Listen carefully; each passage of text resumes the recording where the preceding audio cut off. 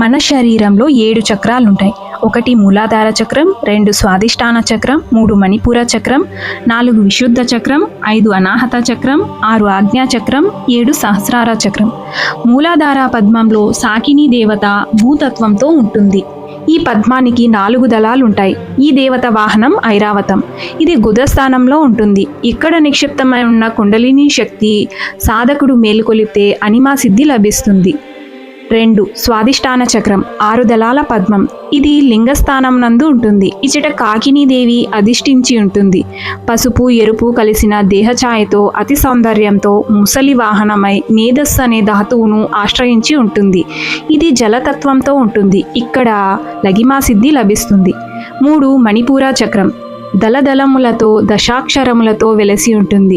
ఇక్కడ లాకినీదేవి అగ్నితత్వంతో నాభిస్థానమునందు ఉంటుంది. ఆమె వాహనం మేక.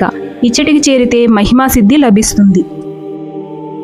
4 అనాహత చక్రం ఇది హృదయ స్థానంలో ఉంటుంది. ఇక్కడ రాకినీదేవి ఉంటుంది. ఇది ద్వాదశాక్షర శక్తులతో వాయుతత్వంతో ఉన్న చక్రం. ఇచ్చట అష్టసిద్ధులలో ఒకటైన ఈసిత్వ సిద్ధి కలుగుతుంది. రాకినీదేవి వాహనం లేడి. 5 విశుద్ధ చక్రం మానవ కంఠస్థానంలో ఉంటుంది. ఇది ఆకాశతత్వానికి చెందుతుంది. శబ్దం దీని గుణం. ఇక్కడి నుండినే అక్షర శబ్దాలు మాట్లాడటం భావ వ్యక్తీకరణ జరుగుతుంది. దీనినే వైఖరి శక్తి అని కూడా అంటారు. ఈమెను వజ్రేశ్వరి అని కూడా అంటారు. అధిష్టాన దేవత ఢాకిని. ఈమె తెల్లని గజవాహనం కలది. 6 ఆజ్ఞాచక్రం కనుబొమ్మల మధ్య ఉండు 2 దళాల ఆజ్ఞాచక్రానికి హాకినీదేవి అధిష్ఠించి ఉంటుంది. ఇచ్చటికి చేరిన సాధకుడు స్వాధీనంలో ఉన్న మనస్సు అనే గురువు యొక్క బోధనను పొందుతాడు. ప్రాకామ్య సిద్ధిని పొందుతాడు. ఫలం వచ్చి ప్రతిభ. వాహనం ఓంకారం.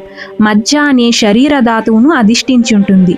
బ్రహ్మరంధ్రంలో సహస్రార పద్మంలో 1000 దళాల మధ్య సర్వవర్ణ శోభితయ్యి శుక్లధాతువును ఆశ్రయించి అమృతధారలను వర్షిస్తూ శివునిలో ఐక్యం పొందిన శ్రీమాతను సాధకుడు దర్శించి భవబంధ విముక్తిని పొందుతాడు.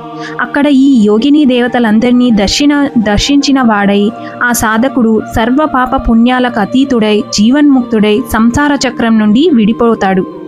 ఈ యోగిని దేవతలు ఎవరో కాదు, అత్యద్భుతమైన దేవ నిర్మితమైన ఈ శరీరంలో ఉన్న నాడీ సముదాయం మొదలు సర్వధాతువులు పంచభూతాలు అన్నిటితో కూడిన మనస్సే.